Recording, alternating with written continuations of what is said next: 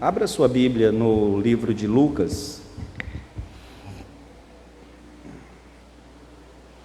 O tema que eu trago para nós pensarmos, meditarmos hoje é Lucas capítulo de número 18, tá?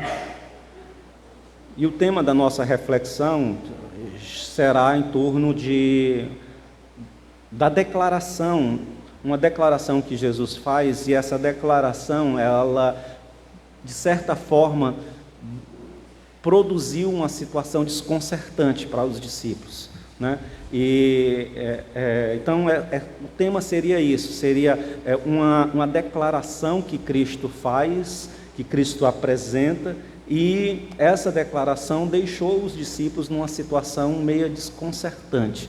E nós vamos ter essa informação porque na redação do livro de Lucas, né, Lucas escrevendo, Lucas deixa esse relato. Lucas mostra que os discípulos ficaram desconcertados com aquilo que Jesus falou, né? Então Lucas capítulo de número 18, verso 31 a 34, diz assim: E tomando consigo os 12, disse-lhes: Eis que subimos a Jerusalém, e se cumprirá no Filho do Homem tudo o que pelos profetas foi escrito, pois há de ser entregue aos gentios, e escarnecido, injuriado e cuspido. E havendo-o açoitado, o matarão, e ao terceiro dia ressuscitará. E eles nada disso entendiam, e esta palavra lhes era encoberta, não percebendo o que se lhe dizia.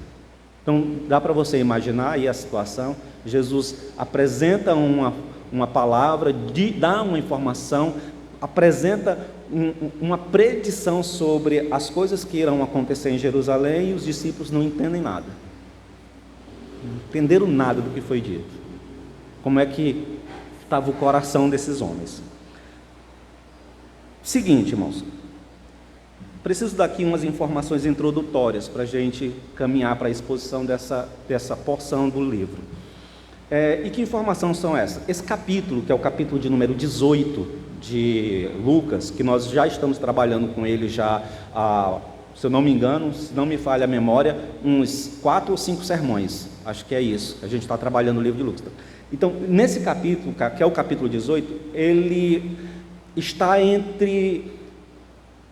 numa fronteira da literatura de Lucas. Por quê? Porque ele está finalizando aquilo que os estudiosos chamaram da porção central de Lucas. Eu aqui já falei para os irmãos sobre isso. Lucas, o livro de Lucas, ele está dividido em 3 porções: a porção inicial, a porção central e a porção final. E o capítulo de número 18 é o final dessa porção central. Mas também o capítulo de número 18 é o início da porção final. Ou seja, esse trecho que nós acabamos de ler, ele se encontra no fechamento da porção central de Lucas. E a próxima narrativa, que é a narrativa do cego, que Jesus encontra chegando em Jericó, é a abertura da parte final do Evangelho de Lucas. Está dando para entender? Então, esse texto ele está nessa fronteira, certo? São duas narrativas. Elas são duas narrativas. Essa que nós acabamos de ler e a narrativa do cego, que nós vamos estudar no próximo domingo, elas não estão ligadas por um conceito, por uma ideia de um tema, como é todos os outros capítulos do livro de Lucas que nós aqui trabalhamos. A gente sempre trabalha dizendo, olha, esse capítulo ele está unido, todos os temas desse capítulo estão unidos em um tema maior, central desse capítulo. Mas essas duas narrativas, elas não estão unidas dentro desse tema, não de forma tão lógica e tão visível, né? Mas existe uma unidade dessa passagem com o capítulo de Lucas, e nós vamos ver isso, mas não está muito claro, mas nós vamos ver isso ao longo da nossa exposição. Bem, Partindo dessa ideia introdutória que eu acabei de dizer, eu quero convidar você a pensar comigo no que está acontecendo ali. Jesus, ele acabou de ministrar o seu discipulado. Jesus está discipulando aos seus discípulos no meio de uma grande multidão que está ali. Lembra lá que o tema do reino de Deus começa a ser anunciado no capítulo 17, nós trabalhamos isso aqui com muita propriedade nos últimos sermões. Então, e Jesus, ele está ensinando, e ele está falando que o seu reino, o reino de Deus se manifestará, e ele está ensinando ali. Ele falou o quê? Ele falou, primeiramente, lá no capítulo 17, sobre o contexto social, quando esse reino vier, como é que esse reino vai estar? As pessoas estarão na perspectiva de definir a vinda desse reino através de cálculos, através de observação das estrelas, através de eventos sobrenaturais ou naturais que aconteçam no cenário em que nós vivemos, na natureza, ou na história, ou na política, ou na religião. Algum evento irá marcar, essa é a perspectiva. As pessoas estarão esperando o reino nessa perspectiva, que eles podem definir a data por meio de uma observação de algum evento. Jesus também falou que no período da vinda do reino, haveria um engano generalizado na sociedade. As pessoas estarão envolvidas em profundo engano. E depois que Jesus dá esse cenário, as pessoas também estarão, ele vai falar, elas estarão envolvidas com as suas atividades cotidianas e alheia, completamente desapercebida de um juízo que virá e paira sobre as suas cabeças. Então esse é o contexto na história e na cultura. As pessoas estarão vivendo assim, quando o reino se estabelecer. E aí Jesus começa a indicar a seus discípulos qual é a postura que o discípulo que está passando pelo processo de discipulado com ele deve ter. Qual é o processo? Primeiro, ter uma vida humilde de oração.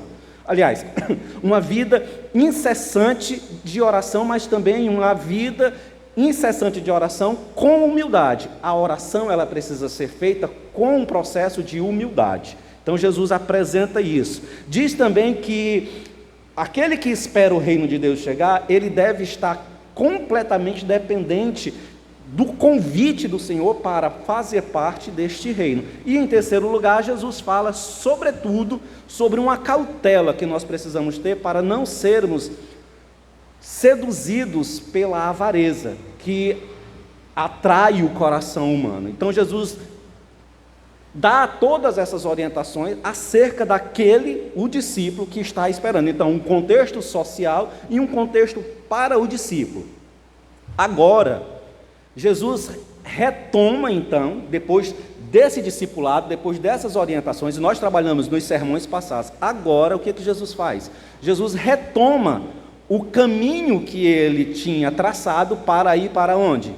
Para Jerusalém. Então, Jesus retoma aqui, exatamente nesse momento da narrativa, do capítulo 18, ele retoma essa sua caminhada, e o texto bíblico diz que ao dar início a essa tomada, essa caminhada rumo a Jerusalém, ele chama à parte seus 12 discípulos e faz aquilo que a gente chama de a última predição de Jesus acerca de sua missão. Jesus basicamente faz 3 predições a respeito da sua caminhada até Jerusalém e das coisas que irão acontecer em Jerusalém. E essa é a última das predições dele acerca da sua morte e da sua ressurreição. Então eu quero convidar você a olhar novamente para o texto de Lucas, do capítulo 18, os versos 31 e 33, a 33, para vermos algumas coisas interessantes nesse texto. Coisas interessantes tais como a consciência messiânica que Jesus possui de seu ministério. Então, botem os seus olhos novamente aí para Lucas 18, verso 31. Diz assim, e tomando consigo os 12, disse: eis que subamos a Jerusalém, e se cumprirá no Filho do Homem tudo o que pelos profetas foi escrito. Verso 32. Pois há de ser entregue aos gentios, e escarnecido, injuriado e cuspido. Verso de número 33. E havendo-o açoitado, o matarão, e ao terceiro dia ressuscitará. Irmãos, se percebe aqui a consciência messiânica de Jesus. Mas antes de falarmos mais especificamente da consciência messiânica que Jesus tem nesse texto, eu queria ver com os irmãos algumas informações que também são relevantes logo no início do texto, logo nas primeiras palavras do texto. O texto diz claramente: e tomando consigo os 12. Essa expressão, os 12, ela deixou de ser utilizada no livro de Lucas desde o capítulo 9. A última vez que a expressão os 12 discípulos foi usada foi no capítulo 9 de Lucas, e de lá para cá nós já estamos no capítulo 18. Essa expressão ela não foi mais utilizada, ela é retomada aqui, na trajetória de Jesus indo para Jerusalém e na ação de Jesus apresentar a sua última predição de confirmação para seus discípulos que ele era o Messias. Então, aqui, irmãos, tem uma informação extremamente relevante para nós. Por que Lucas retoma a expressão dos 12? Não é mais apenas os discípulos, geral, mas é os 12, o grupo dos 12. Essa é uma informação relevante se a gente pensar que o grupo de pessoas que estão se aproximando de Jesus, que estão ouvindo a sua mensagem e estão seguindo Jesus, esse grupo ele começa a crescer de tal forma, e aí a gente já vê isso lá no capítulo 10 de Lucas. O capítulo 9 diz que o Senhor envia dos 12 discípulos para a missão. Estão lembrados disso? Mas no capítulo 10, de um capítulo para outro, Jesus não envia só os 12 discípulos, agora são quantos? São 70. Então, quando você vai para Atos dos Apóstolos, os que estão reunidos lá, naquele lugar, são quantos? 120. Quando o apóstolo Paulo começa a falar a respeito dos irmãos que viram o Senhor e que seguiam o Senhor, ele faz uma conta de mais de 500 irmãos. Então, se nós observarmos que o grupo de discípulos estava crescendo e caminhando com Jesus, é extremamente relevante agora, na última seção do livro de Lucas, que aponta para o final da narrativa do Evangelho, Lucas retomar a ideia dos 12. Lucas novamente faz uma distinção aqui.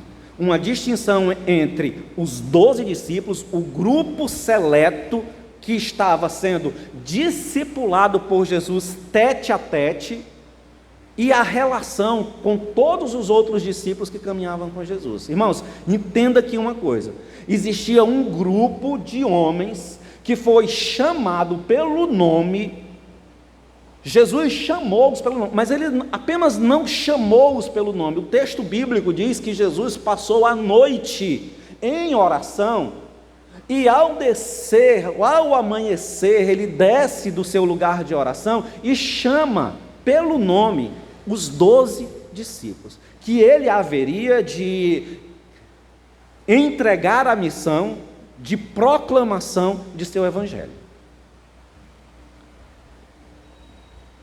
Então, isso é importante para mim e para você. Por quê? Porque numa cultura, irmãos, preste atenção nisso, numa cultura, uma cultura cristã, onde líderes cada vez mais sentem a necessidade de afirmar seus títulos, dentro de uma cultura onde o apostolado é o sonho de consumo de muitos pastores, dentro dessa cultura é extremamente relevante, importante e necessário nós relembrarmos o que Lucas no Evangelho está dizendo, que o Senhor distingue de dentre os múltiplos discípulos que estão seguindo a Ele, os 12.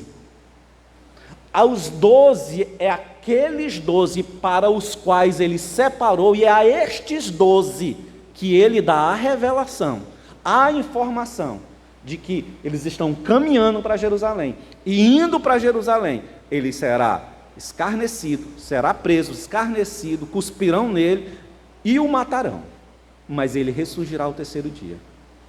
Então é preciso resgatar a ideia de que existe um grupo seleto que foi separado pelo Senhor para o ministério do apostolado. Como eu disse, nós vivemos numa cultura onde as pessoas, os líderes, a grande maioria dos líderes e uma parcela gigantesca da cristandade estão apoiando líderes que se autoproclamam apóstolos. A igreja precisa resgatar o entendimento que os apóstolos, os discípulos, os 12, aquele grupo seleto que o Senhor impulsou, que o Senhor deu a responsabilidade de proclamação do Evangelho, fechou-se com os 12. Essa semana passada eu vi um vídeo de uma figura midiática da fé cristã. Aliás, não sei nem se dá para chamar essa figura daquilo que ele experimenta de fé cristã. Mas no videozinho dizia assim, não basta mais ser apóstolo. O cara estava recebendo o título de eterno.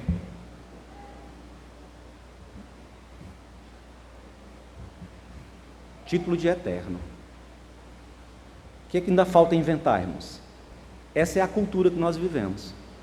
E por incrível que pareça, a cristandade segue, caminha atrás desse povo. Uma segunda coisa que nós podemos dizer com base nesse texto é que a revelação, preste atenção, irmãos. A primeira coisa, nós precisamos reafirmar que o grupo dos 12 fechou-se com o Senhor e acabou-se. Agora, a segunda coisa que nós podemos falar aqui, com base nesse texto, é que a revelação sobre a necessidade do sofrimento, do escárnio, da morte e a ressurreição são dados não para as multidões, mas são dados para os discípulos mais próximos. Jesus pegou dos seus múltiplos discípulos, os seus 12, chamou-os de lado. O texto é muito claro. Jesus chamou os seus 12 discípulos à parte e comunicou-lhes o quê? Comunicou-lhes a relação da sua traição, que ele seria traído, que ele seria preso, que ele seria escarnecido, humilhado, morto, mas que ressurgiria ao terceiro dia. Essa, irmãos, é uma outra coisa que precisa ser reafirmada nesses dias de cristianismo popular. Ou seja, existe, e o que eu quero dizer com cristianismo popular? Existe uma crença popular no Evangelho. Pessoas que se aproximam de Jesus sem terem passado pelo Getsemane. Pessoas que se aproximam de Jesus, pensam em Jesus, creem em Jesus, sem passarem pela cruz. Essa é uma crendice popular, é uma crendice, irmãos, é uma fé popular, que nada tem a ver com o Evangelho. Pessoas que afirmam estar seguindo a Jesus, pessoas que afirmam fazerem parte do grupo de discípulos do Senhor, mas elas não entendem nada de dor e de sofrimento, e não aceitam. É inadmissível a ideia de viver a fé cristã e padecer, assim como os discípulos não entenderam. Quando Jesus estava falando, e Jesus diz, olha, nós vamos para Jerusalém, lá eu vou ser traído, lá vão me prender, lá vão me cuspir, vão me humilhar e vão me matar. Na cabeça dos discípulos, você vai entender aqui, mais na frente, por que eles não entenderam aquilo. Assim, irmãos, é a fé popular em Cristo Jesus. É uma fé que não passa pelo Getsemane, não passa pela dor, não passa pela angústia, não atravessa os momentos de dificuldade. É só vitória, é só vitória, é só vitória. Já falei aqui algumas vezes, congregava com um irmão ali, e o irmão, acho que o Joaquim conhece ele trabalha aqui numa farmácia aqui. Você chega lá e diz assim: é só vitória, só vitória, só vitória, irmão, só vitória. Porque a mentalidade é só vitória.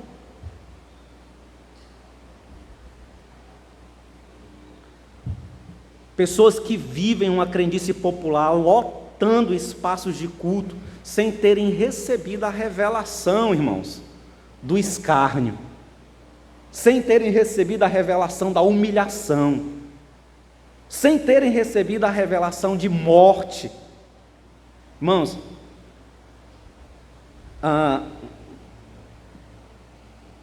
pela situação em que nós nos encontramos hoje, com relação aos líderes religiosos e a esse cenário de crente, hoje você sente um pouco de vergonha de dizer que é crente. Você passa por isso? Você está num local e você diz assim: não, tu é crente. Por quê? Porque você é associado com essas figuras que estão aí e que são aberrações da fé cristã. Mas não é nesse sentido a vergonha. Não é nesse sentido aqui.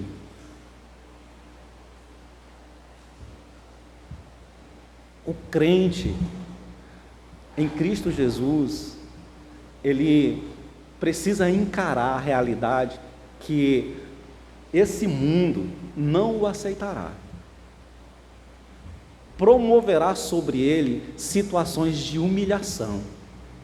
Mas para o crente fiel, para aquele que segue Jesus, aquele que conheceu o Cristo da cruz, que antes de conhecer o Cristo glorificado, ressurreto, conheceu o Cristo da cruz, conheceu o Cristo do Getsemane. E é o que nós não temos visto na grande massa humana que lotam as igrejas, que lotam os espaços de culto. Jesus disse: eu vou para Jerusalém, e ele está falando para os discípulos que ele separou, que vão continuar o ministério. Lá em Jerusalém eu vou ser preso, lá em Jerusalém eu vou ser escarnecido, humilhado, e vão me matar. Ora, a lógica é: se estão fazendo, ou se irá acontecer isso comigo, que lidero vocês, o que vai acontecer com vocês? Mas os discípulos não conseguiam enxergar isso. O texto bíblico diz que essas palavras eram estranhas para eles. Eles estavam encobertos o entendimento deles, eles não conseguiram perceber nada daquilo que o Senhor estava dizendo. Então a primeira coisa que nós precisamos entender aqui é que o grupo de apóstolos foi um grupo seleto que o Senhor separou. Aquele que se arroga apóstolo hoje, olha, no livro de Apocalipse, para uma das igrejas, o Senhor Jesus Cristo ressurreto disse assim: eu tenho ao teu favor. Geralmente o livro não diz: tenho contra ti, tenho contra ti, tenho contra ti. Mas para essa determinada igreja ele diz assim: tenho a teu favor, que pusestes à prova aqueles que se diziam apóstolos e não eram. Irmão, essa história de querer ser apóstolo vem de longe. Vem de longe. E o Senhor ressurreto já diz: eles não eram. A segunda coisa que a gente precisa entender aqui, que eu já disse, é que existe uma mentalidade cristã que precisa ser resgatada para nós. É a mentalidade da humilhação, do escárnio, da morte, para experimentar a ressurreição. Para Jesus vencer a morte, ele passou pelo escárnio, pela dor e pela prisão e pela morte. Mas nós, crentes, nós queremos ser transformados sem padecer, sem ser humilhado, sem sentir dor. A segunda coisa que esse texto nos mostra é a consciência messiânica de Jesus. Presta atenção, irmãos, claramente. Quando Jesus diz assim, nós vamos para Jerusalém e lá se cumprirá tudo que a meu respeito foi dito pelos profetas, claramente. Esse texto está citando Daniel 7,13, que fala, Daniel 7,13 vai falar exatamente a expressão que Jesus usa aqui, o Filho do Homem. Isaías, capítulo de número 53, versos de número 3 a 5, Isaías fala sobre o servo sofredor. Você já ouviu essa expressão? É a imagem do Messias que Isaías está se referindo. E é a imagem daquele que irá sofrer por causa dos pecados. Então Jesus está se referindo quando ele diz, olha, tudo aquilo que foi escrito nos profetas, Jesus está citando aqui Isaías, está citando Daniel, está citando Zacarias, capítulo de número 12, verso de número 10, que diz Zacarias que as pessoas viriam aquele que seria ou que foi traspassado. Quando ele retornar, Zacarias fala da vinda do Senhor em glória. E quando ele vem em glória, aqueles que o haviam transpassado, ou seja, aqueles que haviam ferido o Senhor, iriam vê-lo. E claramente ele está citando o texto de Salmos, capítulo de número 22, o salmo profético que fala sobre o sofrimento e a angústia que o Messias sofreria na cruz, ou sofreria na sua morte, pendurado no madeiro. Esse salmo é o salmo que diz, Deus meu, por que me desamparaste? É o salmista em agonia, profeticamente referindo, e Jesus cita isso na cruz. Irmão, desta forma, Lucas está demonstrando a perfeita consciência e discernimento que Jesus possuía sobre o seu ministério, aliás, sobre o ministério do Messias, ou seja, Jesus tinha plena consciência de que os textos messiânicos aqui mostravam um Messias que padeceria, mostravam um Messias que sofreria, que foi transpassado, como Zacarias mostra, que foi moído pelas nossas transgressões, como Isaías mostra.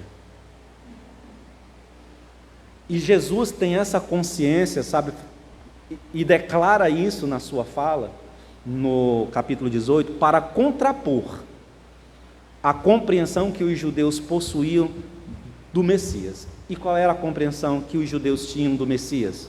Apenas de um rei, um líder libertador, um homem de guerra, que viria e libertaria a nação de Israel. E Jesus mostra, e eu quero que você entenda isso aqui, isso é importantíssimo entender, que os judeus entendiam o Messias como um líder, um rei, alguém que viria e libertaria a nação de Israel dos seus opressores. Mas Jesus mostra qual é o entendimento que os profetas têm do Messias: sofredor e que será traspassado.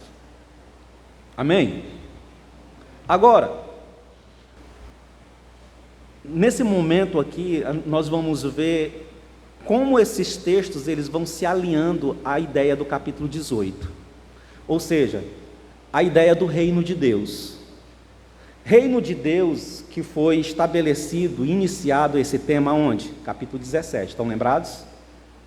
Jesus, preste atenção, Jesus está agora manifestando aos 12 discípulos os eventos finais,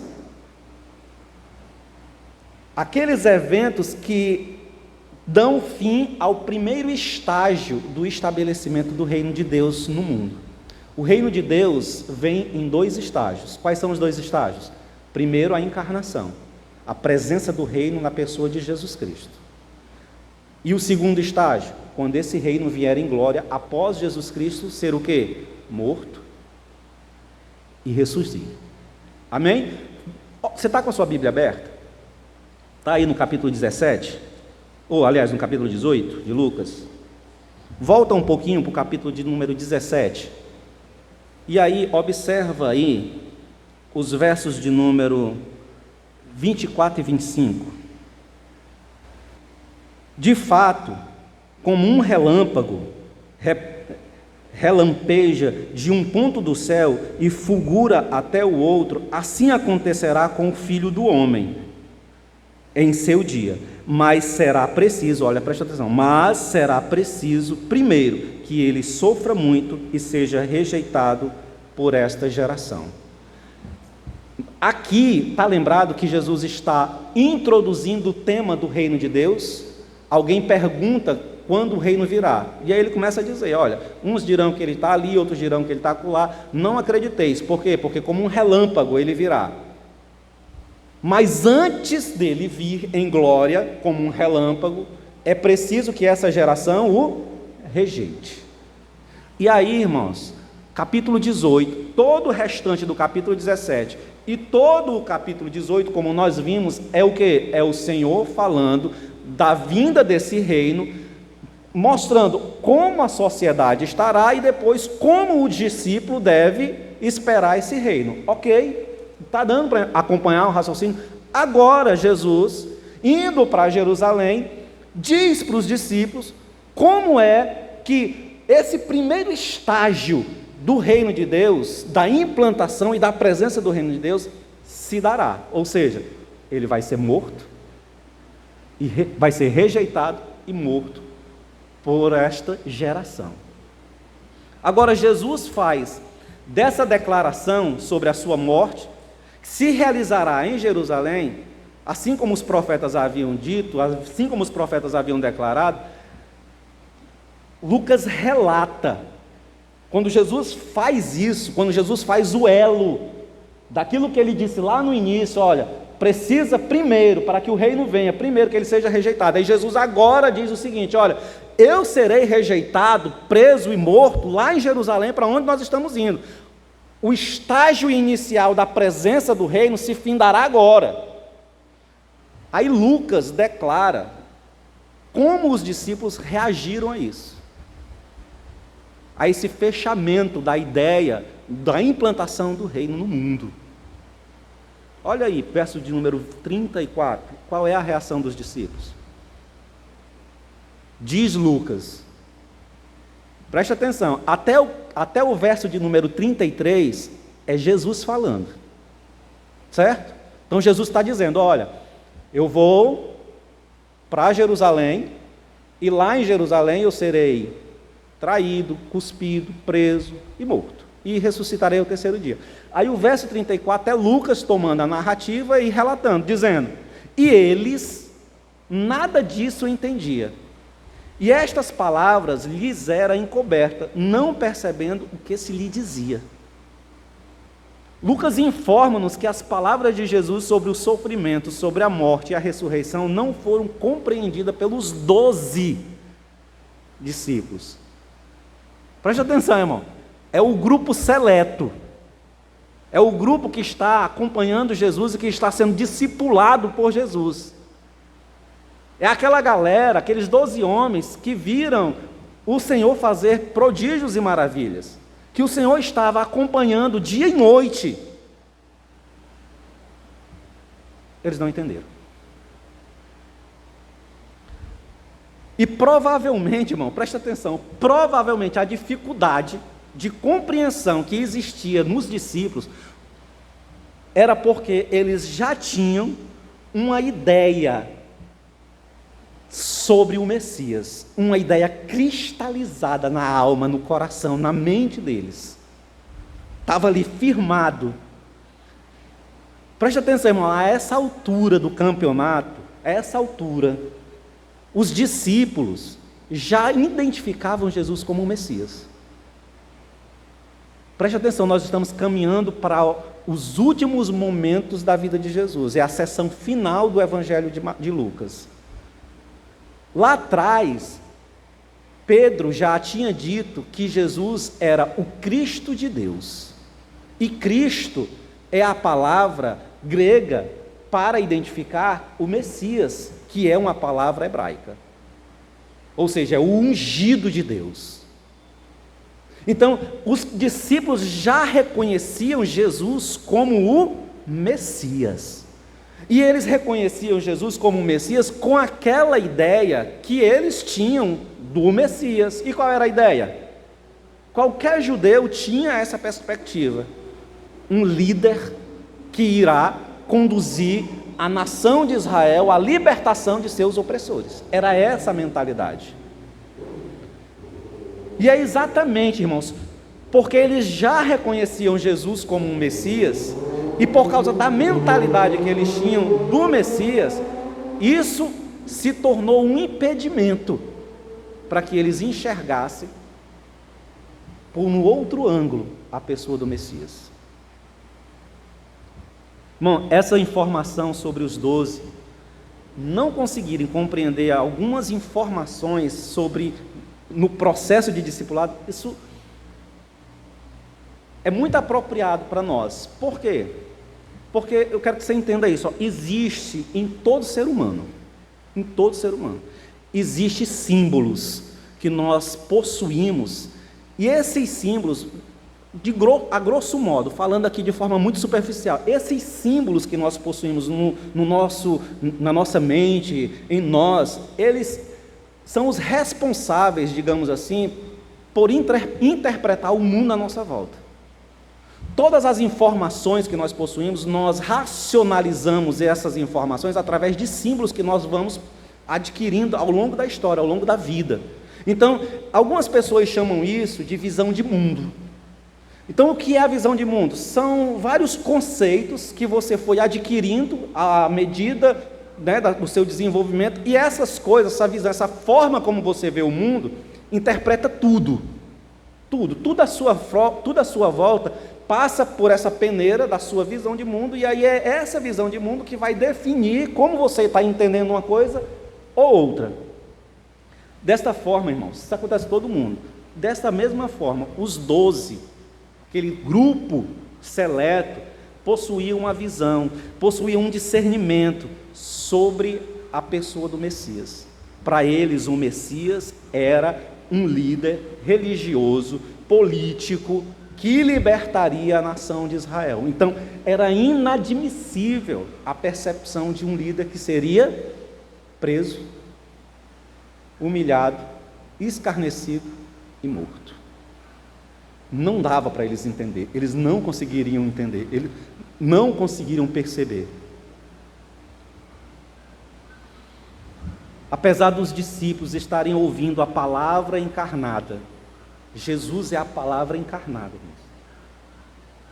Apesar deles estarem passando por um processo de discipulado intenso com Jesus, dia a dia, todos os dias, basicamente por um espaço de tempo aí de mais ou menos 3 anos. Apesar disso, eles não compreenderam o que Jesus disse. E essa não é a primeira vez, não é o primeiro relato que mostra que os discípulos não entenderam alguma coisa que Jesus falou. Se você for lá para Lucas, capítulo de número 24, verso de número 25, ele diz assim, ó: e ele lhes disse: ó nécios e tardos de coração, para perceber tudo que os profetas disseram. Esse texto aqui é o texto dos discípulos voltando para Emaús. E eles ainda não tinham percebido, eles ainda não tinham compreendido os eventos que ocorreram. E eles estavam questionando. Aí Jesus se aproxima, já ressurreto, e diz: vocês são nécios, vocês são lentos de coração para entender, para compreender o que os profetas disseram. Aqueles discípulos que caminharam com Jesus. João capítulo 10, verso 6, Jesus falou de forma proverbial, mas eles não compreenderam o significado do que havia falado. João capítulo de número 7, verso de número 36, diz assim, ó: qual é o significado do que ele disse? Isso são eles perguntando. Qual é o significado do que ele disse? Vós me procurareis por mim, mas não me encontrareis, e onde eu estou, vós não podeis chegar. Eles não entenderam isso. Então, no processo de discipulado, as Escrituras mostram, por diversos momentos, os discípulos não entendendo o que Jesus estava falando. Por quê, irmãos? Porque havia uma visão de mundo sobre eles, impedindo-os de serem esclarecidos pela palavra da verdade. Sabe quais são as lições que a gente tira desse texto, irmãos?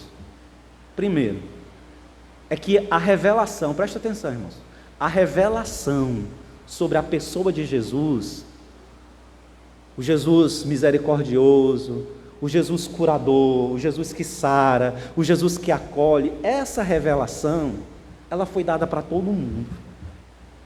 Ela está disponível para todo mundo.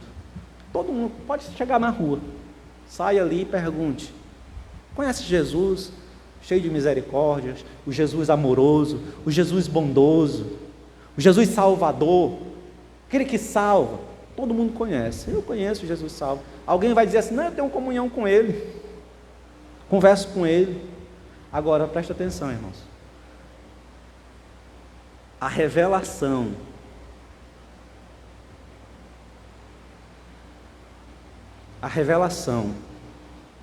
sobre a morte, a revelação sobre o sofrimento e sobre a ressurreição foi dada para poucos.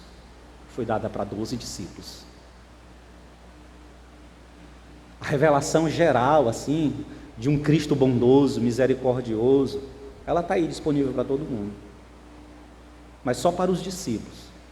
Aquele grupo seleto, aquele grupo que mantém relação, comunhão com o Senhor. Foi revelado o ministério da morte, da ressurreição, da dor, do sofrimento, para cumprir um propósito, o propósito da redenção da humanidade. Essa revelação, irmão, não é sobre curas físicas. Essa revelação não é sobre vitória de situações de conflitos na vida. Não é sobre vitórias sobre o poder neste mundo. Não é sobre prosperidade. Não é sobre nada material nessa vida, possuir coisas. Não, irmão. Essa revelação é sobre traição, sobre ser traído. Essa revelação é sobre ser traído por amigos. Essa revelação é a revelação de ser traído por aqueles que o aplaudem, que o seguem. O texto bíblico diz que as pessoas ovacionavam a Cristo quando ele adentra na cidade de Jerusalém. Mas naquela mesma semana, o povo estava dizendo: crucifica, crucifica, crucifica. É uma revelação sobre ser humilhado, sobre suportar dor, escárnio, inclusive a morte,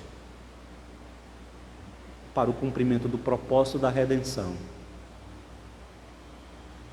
A gente tem uma perspectiva errada de nossa redenção. Só vitória, só vitória. Só bênção, só bênção, só bênção. Discurso de dor, de sofrimento, de dificuldades, nós não queremos, nós não aceitamos. Na realidade, nós não entendemos. Como os discípulos não entenderam. Não é uma palavra que eu assimilo. Segunda, Jesus Cristo, no desenvolvimento de seu ministério, ele vai possuindo a plena convicção. Presta atenção, irmãos. Jesus não nasceu já sabendo, tendo a consciência de que ele era o Messias. Isso foi ao longo do seu crescimento, do seu desenvolvimento, ele foi percebendo a sua missão, o seu chamado, e que ele era o Messias. Isso incluía, presta atenção, irmãos, esse processo de ser esclarecido, de ter consciência de que ele era o Messias, foi paulatino e diário no seu desenvolvimento. E ele compreendeu que ele era o Messias. Só que essa compreensão, ela acompanha o que, irmãos? A percepção da dor, a percepção do sofrimento, da humilhação e da morte.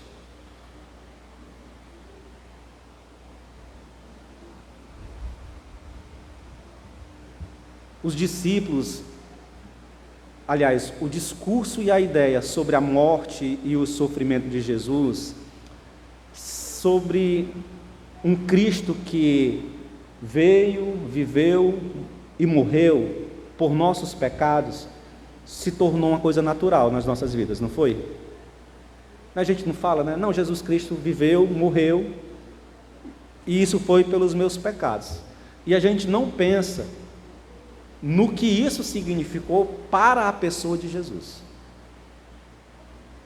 O significado, pensa, irmão, pensa no conflito, pensa na angústia crescente na alma de alguém que vai se percebendo ter uma missão, e nessa missão, a dor, a morte, a humilhação e a morte estão presentes, e ele tem essa noção.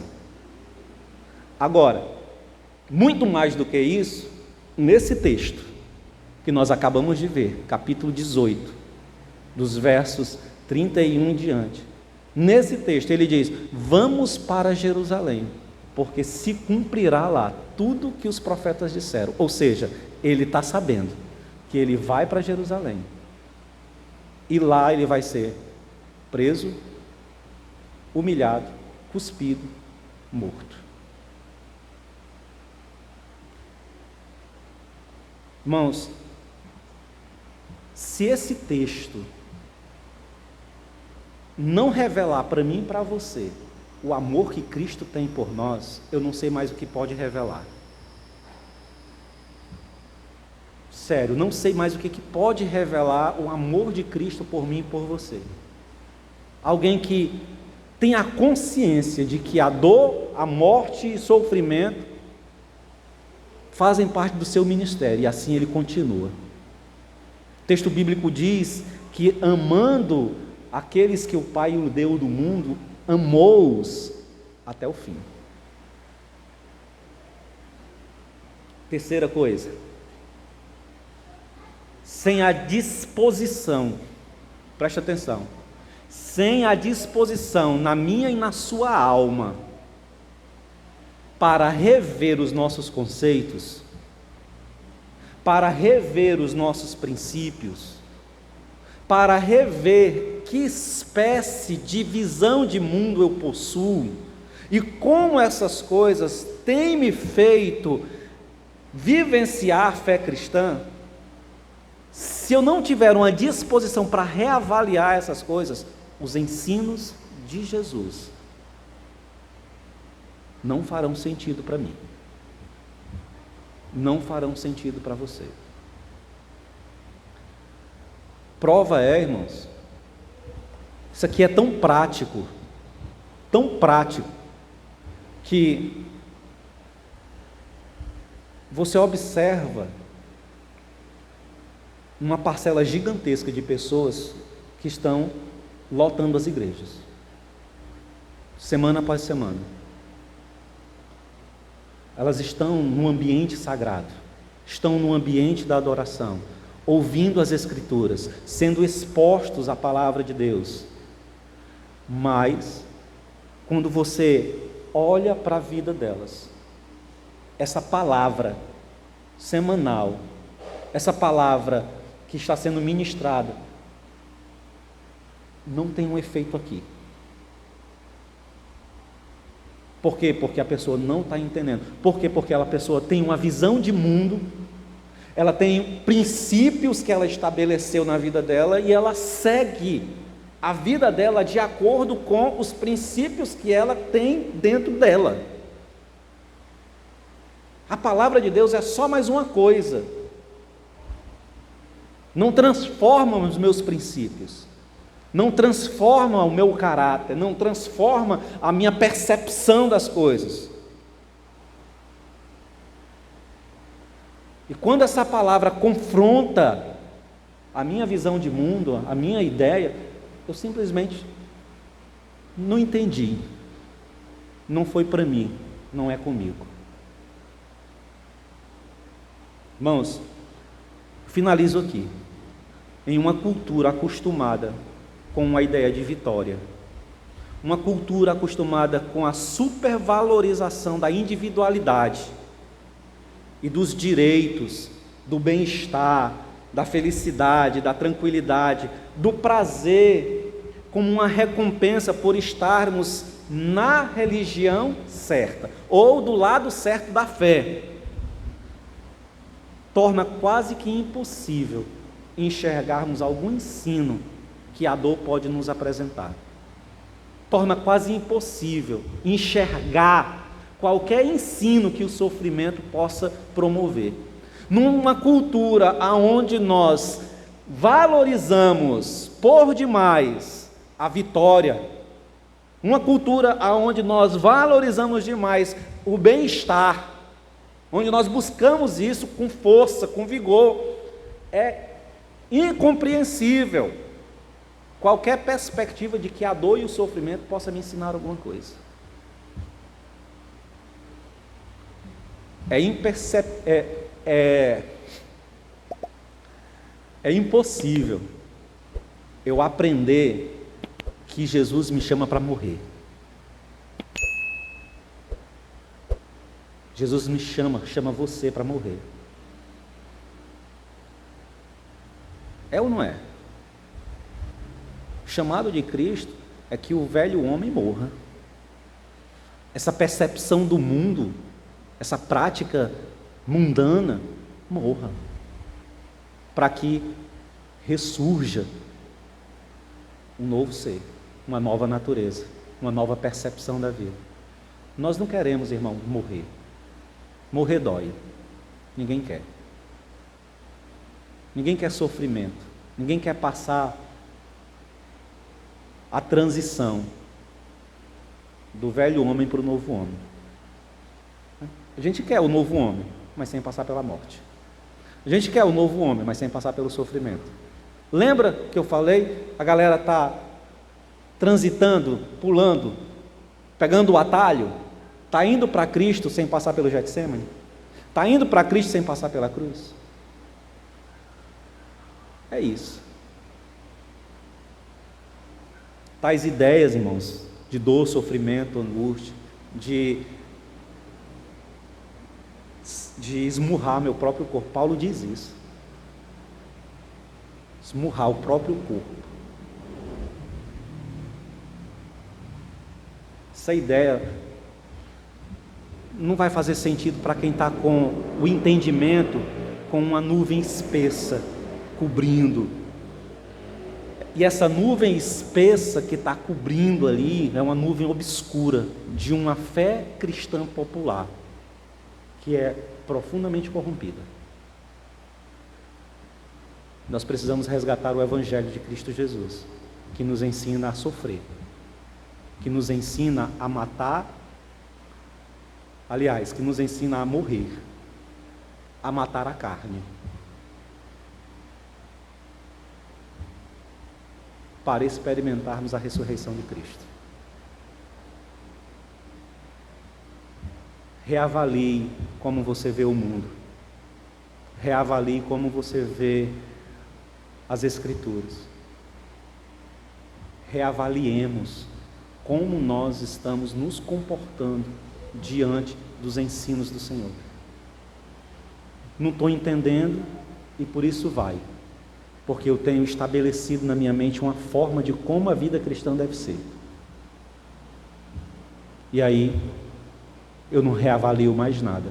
E quando uma palavra vem, que me chama à dor e ao sofrimento, como um instrumento de ensino para a minha vida, me faço de desentendido. Fico desconcertado.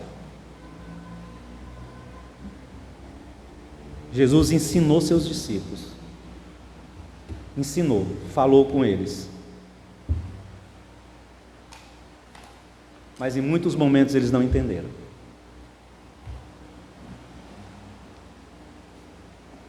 Talvez a gente precise fazer isso, irmãos. Se perguntar se nós realmente estamos entendendo o Evangelho. Joaquim, ora por nós, por favor.